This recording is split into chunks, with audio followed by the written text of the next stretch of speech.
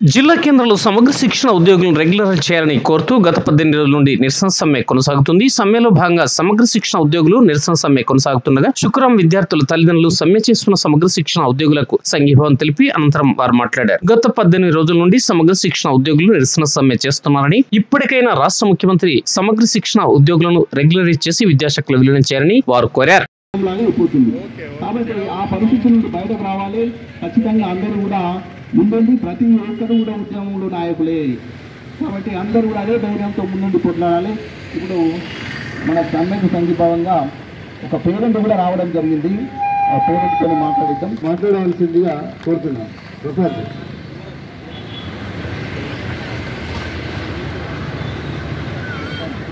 చేస్తున్నా.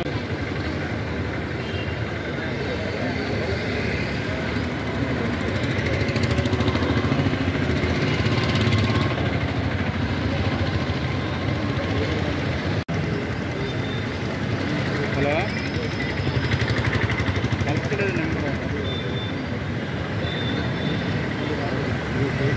నేను నిన్న అబద్ధం మాట్లాడుతున్నాను.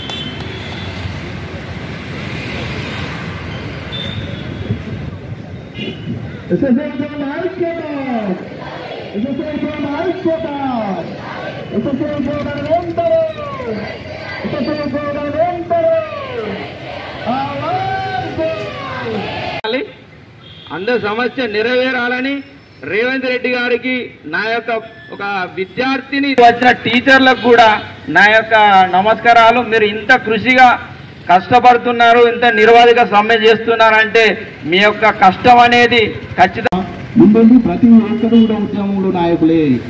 కాబట్టి అందరూ కూడా అదే ధైర్యంతో ముందుండి కొట్లాడాలి. ఇప్పుడు మన సమ్మెకు సంఘీభావంగా ఒక పేరెంట్ కూడా రావడం జరిగింది. ఆ పేరెంట్తో మాట్లాడిద్దాం.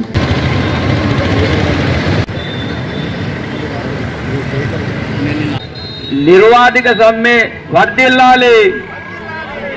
ఎస్ఎస్ఏ నిర్వాధిక సమ్మె నిర్వహిస్తున్న ఉపాధ్యాయులకు, ఉపాధ్యాయులందరికీ, తోటి సహచరులందరికీ నా ప్రత్యేక అభినందనలు.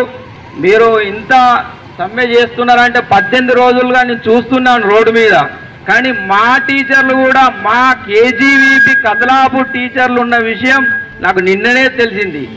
దానికి నేను చాలా ఆగ్రహం వ్యక్తం చేస్తున్నాను. ఎందుకంటే నేను గత 2 సంవత్సరాల నుంచి మా కేజీవీపీ కదలాపూర్ స్కూల్లో జరుగుతున్న ప్రతి కార్యక్రమంకు, ప్రతి సమస్యకు నేను ముందు ఉండి చూస్తున్నాను. వాళ్ళు చేస్తున్న శ్రమ కానీ, వాళ్ళు చేస్తున్న కృషి కానీ, ఒక ఆడ టీచర్లు, ఒక మహిళా టీచర్లు ముఖ్యంగా వాళ్ళు ఎంతో కష్టపడి వాళ్ళ కుటుంబాన్ని విడిచి నైట్ డ్యూటీలు చేసుకుంటూ కూడా వీళ్ళందరి టీచర్లు కూడా పిల్లల కోసం కష్టపడుతున్నారంటే అది చాలా సంతోషకర వ్యక్తం. అటువంటి టీచర్లు రోడ్డుపైకి రోడ్డుపైకి వచ్చి ధర్నా చేయడం అనేది నాకు చాలా బాధాకరం అనిపించింది. అది నిన్నటి రోజే నేను గ్రూపులో చూడడం జరిగింది. అందుకే మరుసటి రోజే, నిన్నటి రోజే టీచర్లతోటి కూడా కొంచెం మాట్లాడడం అనిపించింది. కానీ డైరెక్ట్గా వచ్చి వీళ్ళ సమస్య ఏంటిది, వీళ్ళు ఇంత రోడ్డు పైన ఖచ్చితంగా ఇంత ఎండ అనకుండా, వాన అనకుండా, చలి అనకుండా కూడా మహిళలు, చిన్న పిల్లలను పట్టుకొని కూడా వచ్చి ఇంత సమ్మెలో పాల్గొనడం అనేది చాలా దురదృష్టకర విషయం. దయచేసి గవర్నమెంట్ తప్పు అనుకోకుండా రేవంత్ రెడ్డి గారు అనేక సమస్యలు పరిష్కరిస్తున్నారు. అందులో ఈ సమస్య అనుకొని కూడా వీళ్ళని రెగ్యులరైజ్ చేయాలి, వీళ్ళ సమస్యలు పరిష్కరించాలి. ఖచ్చితంగా వీళ్లకు జీతభత్యాలు పెంచాలి. వీళ్ళ సమస్యలు, మహిళల సమస్యలు కూడా అన్ని ఖచ్చితంగా తీర్చాలని నేను మనస్ఫూర్తిగా కోరుకుంటున్నాను. అందరి సమస్య నెరవేరాలని రేవంత్ రెడ్డి గారికి నా యొక్క ఒక విద్యార్థిని తండ్రిగా కోరుకుంటున్నాను.